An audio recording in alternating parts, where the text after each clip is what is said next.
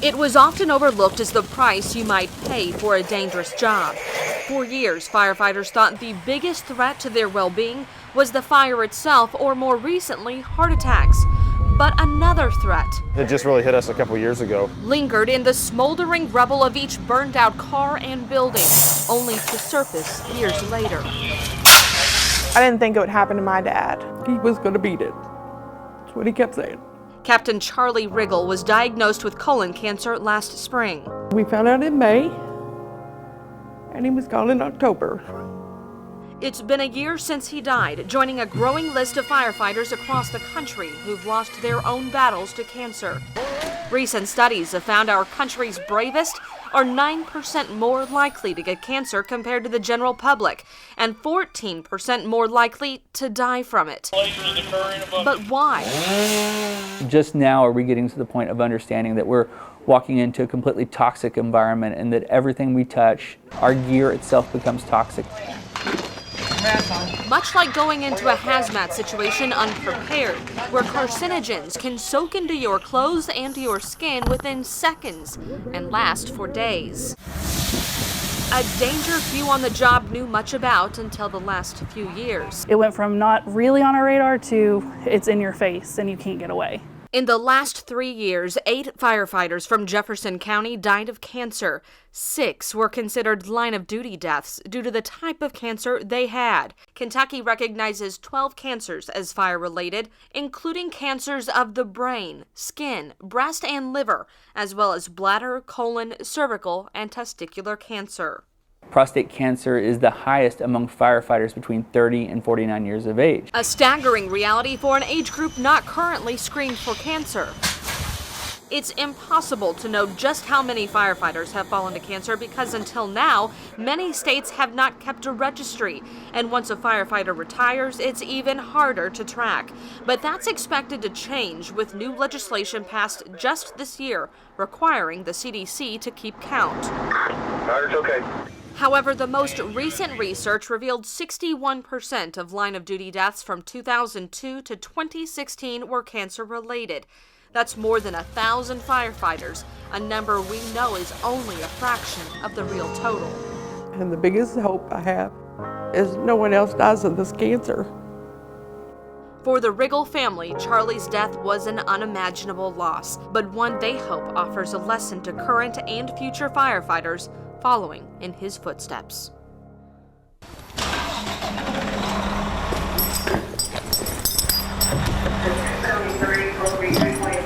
It was never a question if Josh Johnson would become a firefighter. It's all I've ever wanted to be. You know, little boys, I always want to be firemen. I never grew out of that phase, and that's how most firemen are. It may be a common dream for young kids, but Johnson had another factor at play. He had a role model, his dad, Chief Joseph Johnson. We grew up at a firehouse. You know, it was our home in a sense.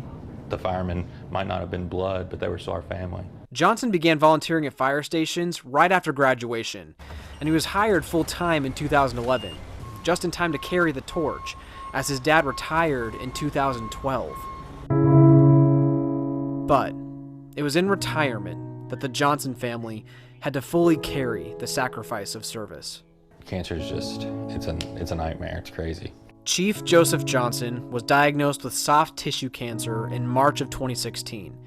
The cancer spread quickly throughout his entire body.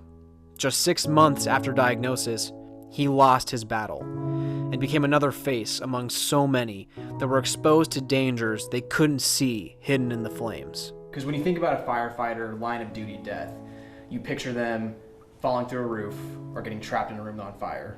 That's what everybody used to picture. Now it's totally different. Johnson says despite seeing his dad's painful death, he's never once doubted his choice to become a firefighter. But he and his fellow first responders are developing a new outlook on the danger after seeing so many suffer. Protective face masks and clean gear were once seen as overly cautious. Now they're expected. You know, for the longest time, if you had a dirty gear, you were the man. We don't do that anymore. You know, you're the man if you got clean gear. I know we have plenty of room to improve, but I think, you know, we're on the right track. I think everywhere is, you know, doing better. For young people just beginning their firefighting careers, Johnson has this advice.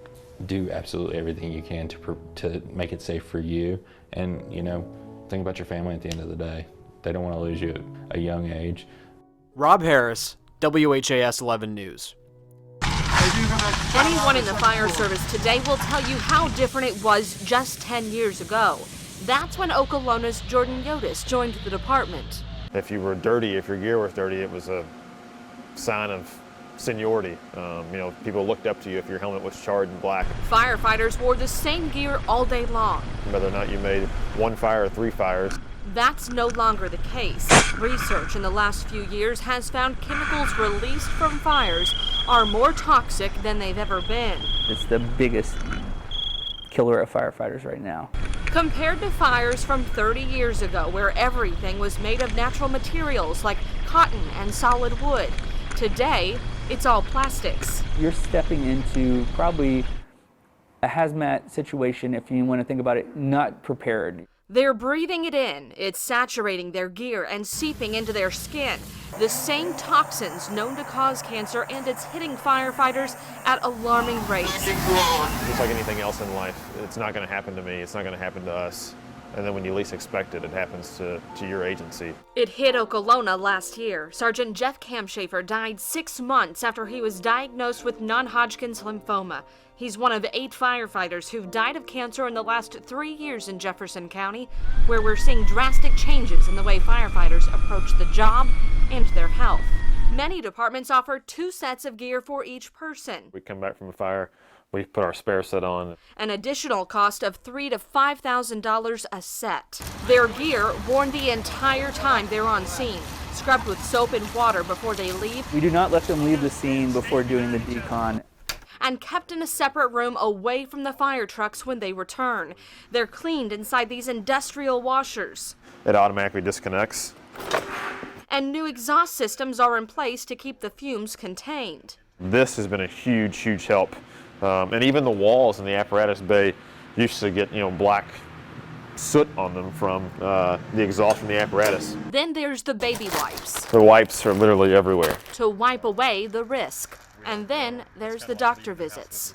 We spend about $500 a year, roughly, on each firefighter physical for every firefighter in Jefferson County. You're lucky if your department has the budget for most of these. We don't have, you know, surpluses of cash just flowing around, and we have to make tough choices. Dr. Jamie Cripps says many firefighters buy what they can on their own, like these hoods you wear under your breathing mask. The newer versions block out almost 100% of toxins from your skin, compared to the typical hood, which only blocks 5%. The vast majority of our contamination is in this area right here in our face. He calls it a no-brainer.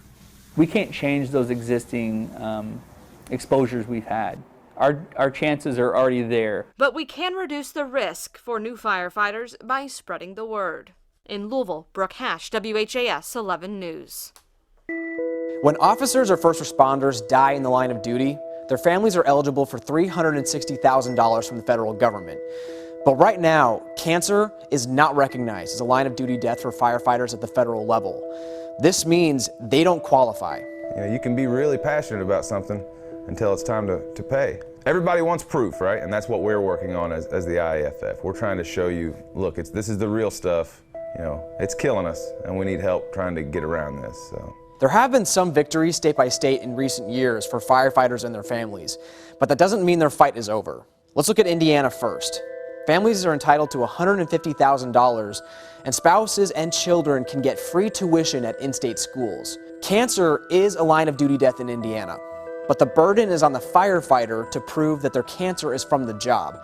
They're even expected to document the specific fires they blame for their disease, and this can be a tall order over the course of a long career. Never before have firefighters had to have that burden placed on them, and now it's like, wait, I've been doing this for 30 years. I don't know, has anybody else coming in behind me and documenting exactly what was burning and what's off-gassing from that product and what cancer does that cause? So we're kind of in uncharted territory right now. In Kentucky, families get $80,000 from the state plus help with college. Right now, though, only 12 types of cancers are eligible for line of duty death. And there are other restrictions too. For example, if a firefighter uses any tobacco products within 10 years of diagnosis, they're disqualified from line of duty benefits, regardless of the type of cancer. Now, it doesn't matter how many fires you fought. If you fought them next to 2 other members who aren't tobacco users and they catch the same cancer that you do, you are still not eligible for those benefits. Even with these current struggles, this is all actually an improvement from past years, when cancer wasn't even on the radar for firefighters. But they're still pushing forward to keep the movement going. It's important because firefighters are dying. We know that's happening, and we are public workers. So it takes politics oftentimes to help us. So that's why it's important. They respond to the call without hesitation, risking their own lives to save others. I was one of those younger guys that thought that I'm invincible, nothing's ever going to happen to me. Bruce DeArc knows better now. He's in his 18th year with the Jeffersonville Fire Department, has climbed the ladder to deputy chief, and now manages 83 men and women, many with the same mentality he once had. It is something that we really don't think about much, until it gets to you, He's talking about cancer, a threat to the fire service growing out of control. The link to more than 60% of firefighter deaths across the country. Years of exposure to carcinogens likely to blame. It's still a shock to me to hear the words. Chief DeArc was approaching his 50th birthday when he was diagnosed with stage 4 colon cancer. When you hear those terms, you always think the worst. But he faced the disease like any day on the job. We told the doctor from day one that we're ready to fight. You tell us what we need to do. He stayed positive and spends many days preaching prevention to anyone who will listen. You can have all the tools in your toolbox that you need, but it's up to the person to use those tools to protect yourself. Protections like getting scrubbed from head to toe at the scene of every fire before you leave, and changing into a second set of clean gear when you return to the station. There are 11 new practices in all. For DeArc, cancer screenings are top of the list. We had a lot of guys get colonoscopies this year that may or may not have got them since my diagnosis. Many of the cancers showing up in later stages without warning. I don't know if I could have done anything different to detect, what I had. I really, as I think back, there's nothing that really would have made me go sooner. The most concerning is firefighters are getting diagnosed in their 30s and 40s, well before the recommended age for screening. I do plan on doing it soon. Well, the issue is with your age, it's an insurance thing. Local departments are doing their best to fund screenings regardless of age, but the budget is another battle, forcing many departments to pick and choose between wellness exams and better equipment. It's even harder for volunteers who make up a majority of the fire service. The topic is fueling conversations at the state and federal levels where funding is determined. You can be really passionate about something until it's time to pay. Joe Hurt says if you want to make a difference, make a donation or pick up the phone. Ask your representatives, city council members, your mayors, your state reps and senators, how do you feel about firefighters' cancer prevention? And are you willing to put your money where your mouth is? Local fire departments will tell you the cost to prevent cancer is far less than the cost to fight it. A fight Chief DeArc is ready to win. I am here for a reason, to spread this word. I really believe that. I believe that, I think I've got a lot of life to live.